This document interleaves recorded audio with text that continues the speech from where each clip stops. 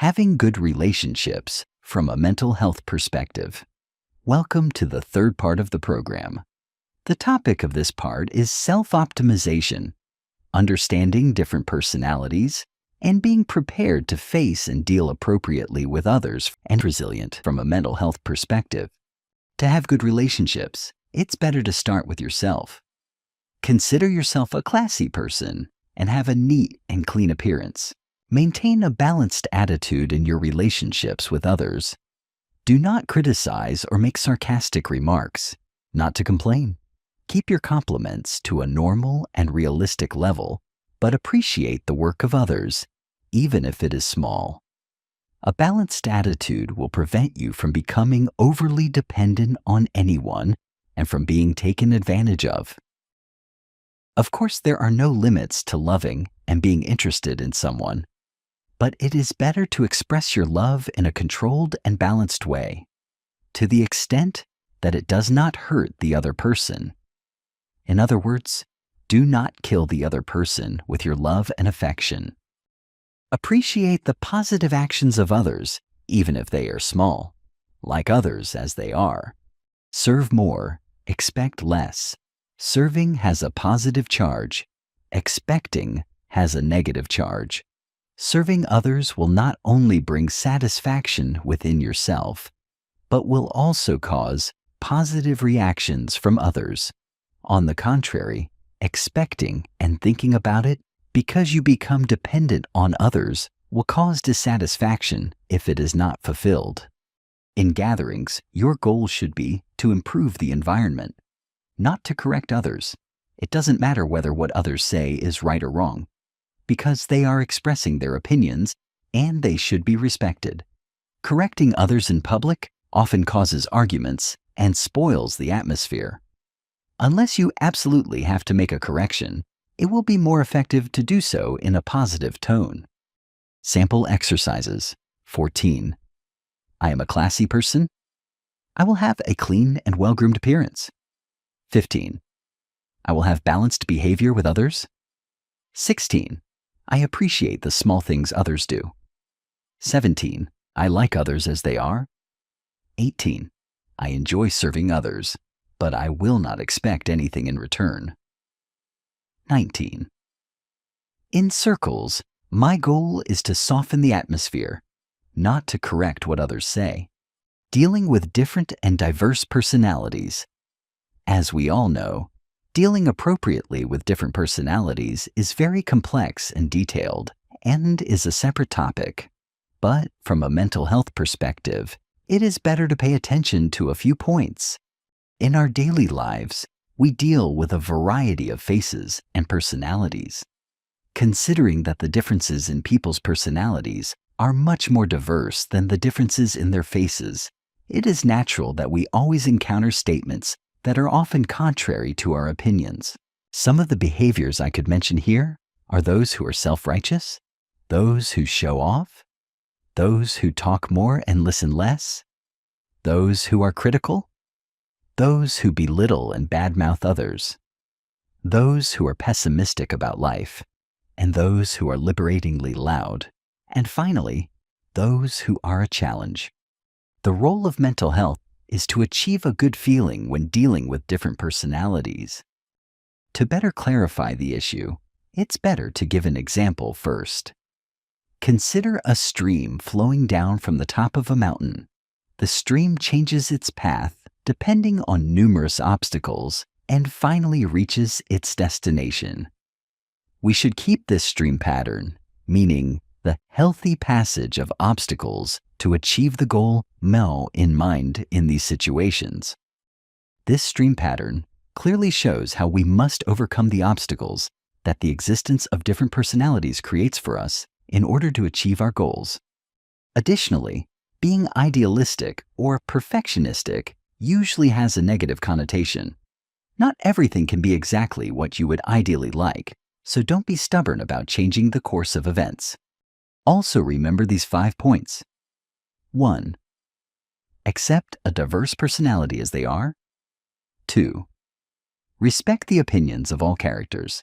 If you disagree with an opinion, remain silent if possible. 3. Behave in a way that meets the other person's expectations as much as possible. 4. Forgive others not because they deserve forgiveness, but because you yourself will be at peace. It will also be very useful for resolving misunderstandings. 5. If you have a problem or disagreement with your relatives or friends, do not harbor any negative thoughts against them.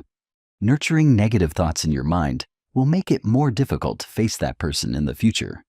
Please note that observing the above points does not necessarily mean approving different performance or personalities, but rather it will be ideal for better recognition and judgment, for the formation of appropriate and effective patterns, and for creating better relationships to achieve the goals in question. Meanwhile, as mentioned, maintaining balance should always be kept in mind, and the way to adjust it varies depending on each person's circumstances. Sample exercises. 20. I am a capable person, and I accept different people as they are. 21. I respect the opinions of others. 22. I am able to achieve my desired goal by being flexible and adjusting my behavior to meet expectations. 23. I am a forgiving person and will not harbor negative thoughts about others. Strong means nothing negative affects you. Resilience means getting up immediately when you fall and continuing on your path. Everyone can walk easily on a downhill, but it is on the uphill that people's strength is revealed. So it is in the face of difficulties that our endurance is tested. Therefore, we must consider ourselves tolerant and capable enough to be prepared to deal with unusual personalities or any other difficulties. Here, I intend to talk about the afflictions and discomforts that seek to penetrate our bodies and damage our psychological structure. One of the most common inconveniences is severe financial losses. The psychological discomfort that may occur to a person can include disrespect, desecration, belittling, etc. Who doesn't have the mental strength to go uphill? Those who are so narrow-minded that they do not have the capacity to accept diverse personalities. Those who cannot be flexible. Those who react unconsciously and immaturely to every word and get angry quickly. Those who take ordinary words personally and think badly of them. Those who are not forgiving. Those who cannot tolerate constructive criticism or failure at anything. One way to prevent psychological trauma is to take preventive action, meaning to make ourselves strong and resilient through frequent training before the event, so that if something bad happens to us in the future, we won't be surprised, and at least we can prevent the psychological trauma as much as possible. To begin with, it is best to first think about your own precious existence.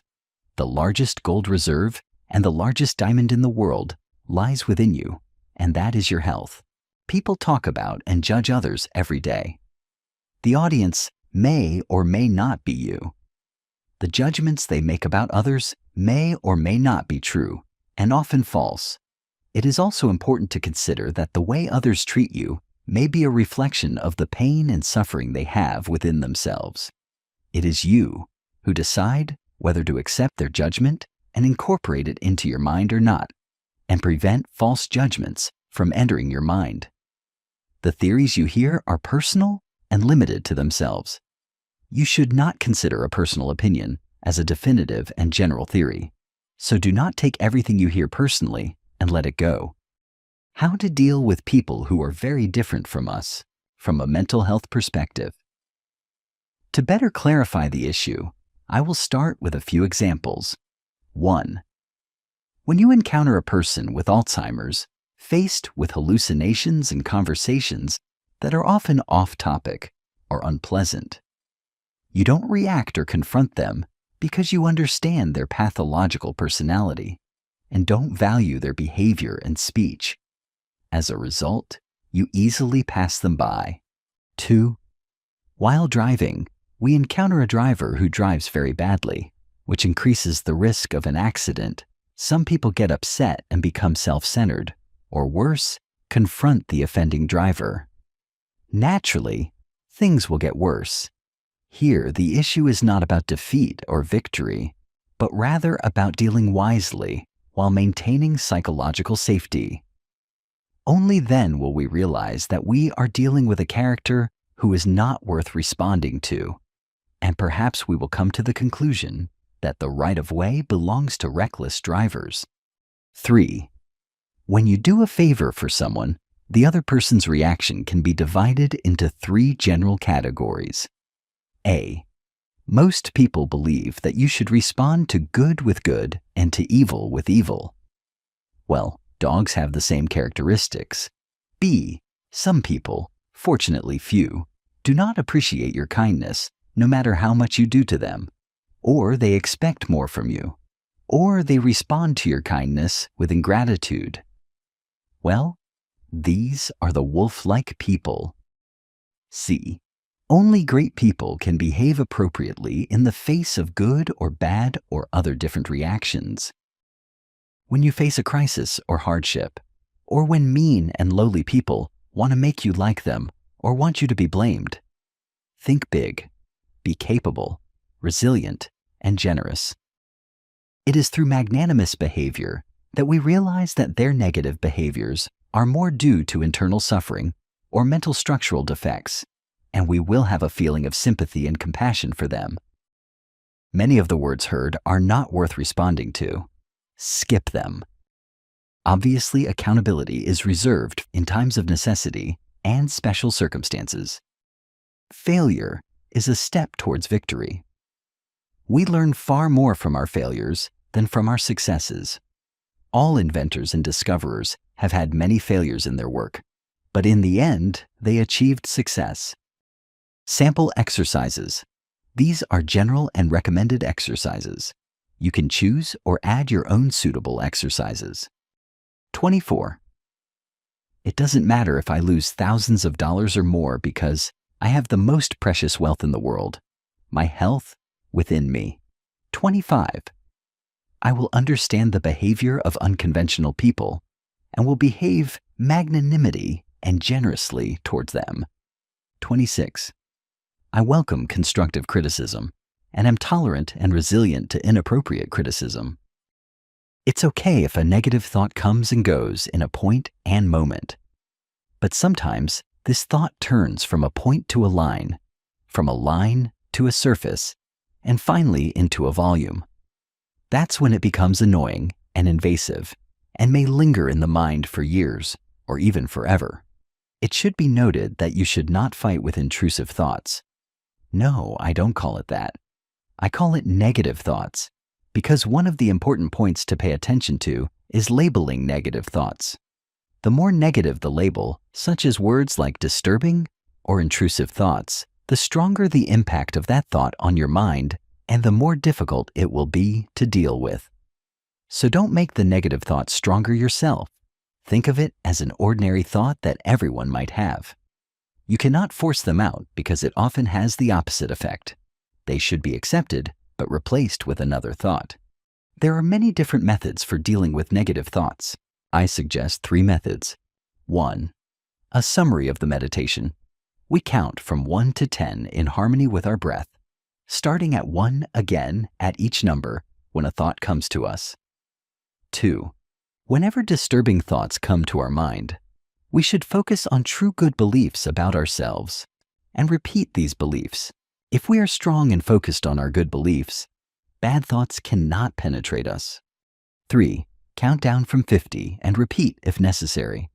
I found it a good point to add here. In every unpleasant event, there is often something positive hidden within it. I have experienced a lot. What about you? Well, here we come to the end of the program. I hope you liked these video series. I know it was an important, complex, and detailed topic, and I would be very happy to hear your comments. Please send them to me.